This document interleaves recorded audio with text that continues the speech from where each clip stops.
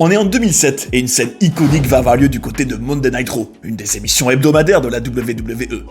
Ce jour-là, Vince McMahon avait l'air un peu bizarre. On le voyait quitter l'arène et lentement se diriger vers sa limousine pour s'en aller, mais à ce moment-là, le véhicule explosait. C'est une des fins de show les plus folles de tous les temps. Tout nous pousse à croire qu'on a assisté à la mort de Vince McMahon en direct. La WWE jouera le jeu les jours suivants en faisant comme s'il était vraiment décédé.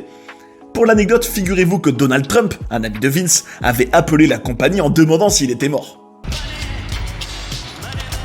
Bien évidemment, c'était une grande mise en scène. Vince McMahon n'était pas dans la limousine quand elle a explosé. En réalité, la scène où on le voyait marcher devant les catcheurs et quitter l'arène était bel et bien filmée en direct.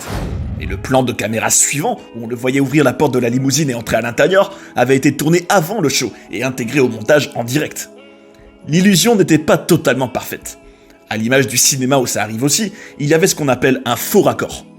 Au début, quand Vince arrive, on voyait 2 camions de la WWE en arrière-plan. Mais après ce changement de plan de caméra, il n'y en avait plus qu'un.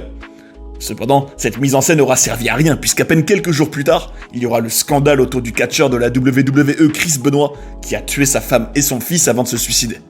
Ça obligera Vince McMahon à revenir comme si de rien n'était, et on ne saura jamais où cette explosion de la limousine était censée mener.